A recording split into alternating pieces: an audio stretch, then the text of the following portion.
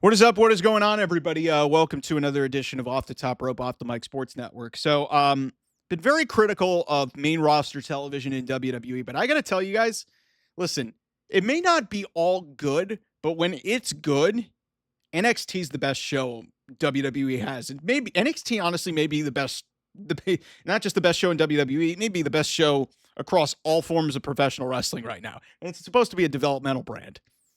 And what's crazy about this is NXT's talent pool, like the women's division, obviously the talent pool is incredible, but the men's division has really been weak.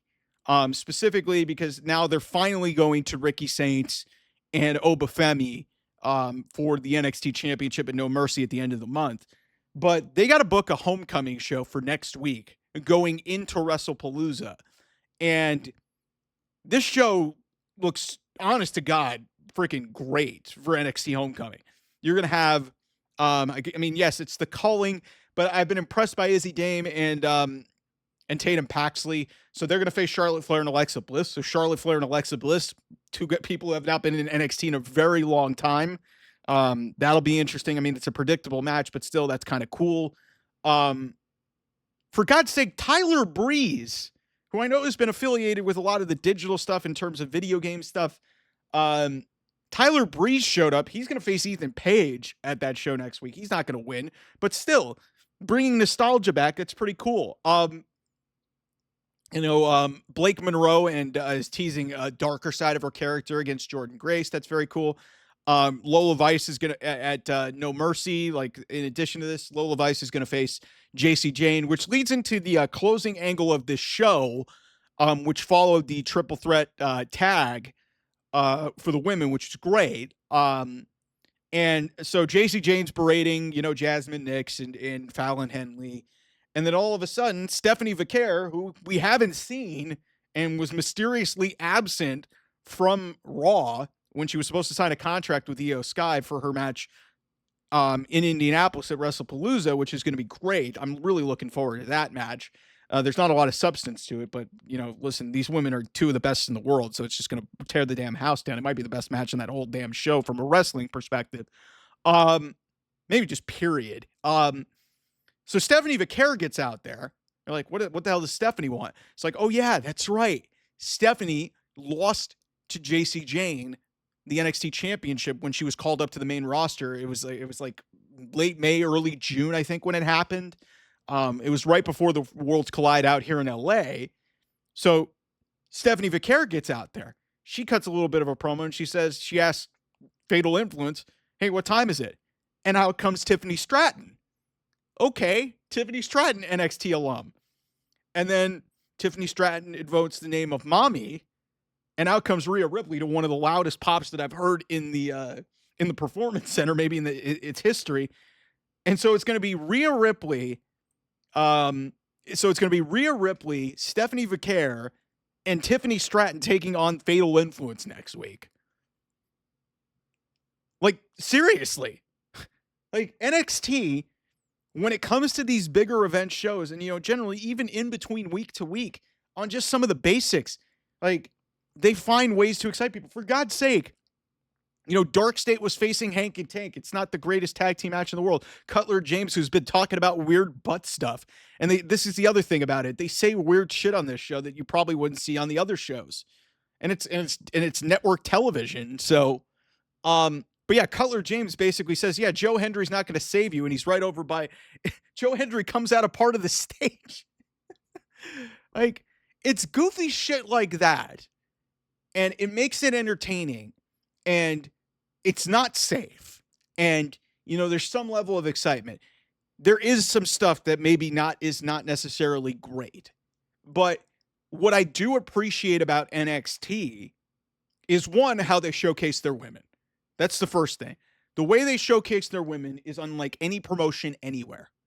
Like, Shawn Michaels will find a way to get at least half of his women's roster on a 2-hour show. It's really incredible. They may be short matches, but still they're on the show. And it's not like, those piss break matches. Like, these women are actually working, and it's not like, rest holds and just some of this nonsense.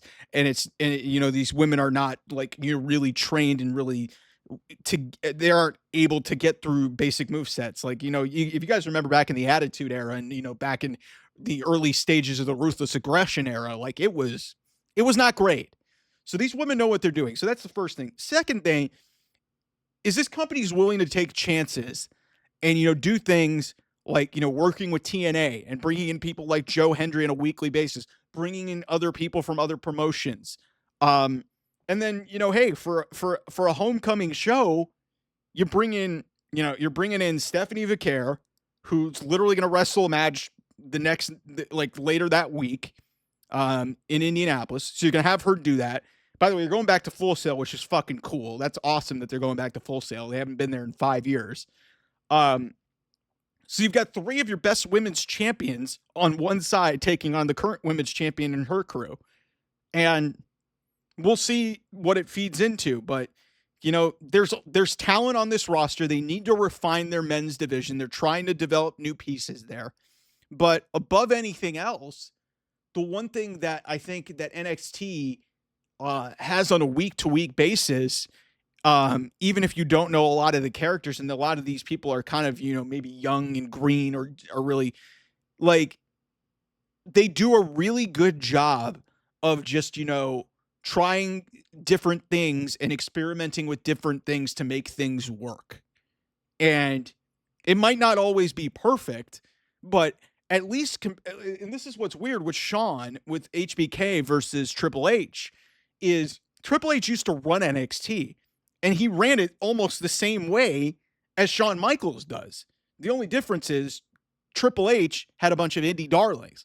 Shawn Michaels has got all these NIL trainees and all these newer talents who are newer to wrestling, who are training in that performance center, and he's giving them reps and giving them opportunities to succeed, no matter what the content is. And some of the content, like I've even come on here, there's been body shaming segments that are not good, but it's just like, to me, the problem that WWE on the main roster has had for most of this year is it's very, very predictable, very, lackadaisical, very, formulaic and just, ordinary. And it's not exciting. Sometimes when I tune in to watch NXT, there is some legitimate excitement because you said Tyler Breeze, that's pretty fucking cool. You're bringing back NXT. For God's sake, Carmelo Hayes and Trick Williams are reuniting to take on DIY, 2 of the greatest teams from 2 different eras. That's going to be on that show. Obafemi and Ricky Saints, that's really exciting there. Ethan Page has been a great for God's sake, the show literally started 1 minute in, and Javon Evans is jumping Josh Briggs and jumping over the top rope. Javon Evans is a whole lot of fun. There's just a lot going on in this show. Some of it's not great, but the really high points, when they take chances and it works, it works. And I don't understand why it's so hard for WWE on the main roster to try and be successful and take some of these same risks that Shawn Michaels is taking down in NXT. NXT is just, to me, NXT is easily the best show in WWE right now. I don't even think it's close, because, like I said, it's just a much easier watch because, like I said, you just don't know what's going to happen. And it's not predictable. It's not like they're coasting. It doesn't feel soulless. It feels like there's a youthful energy and a vibe to it that makes it a lot of fun. So anyway, thanks so much for watching, everybody. I'll see you guys soon. Bye-bye.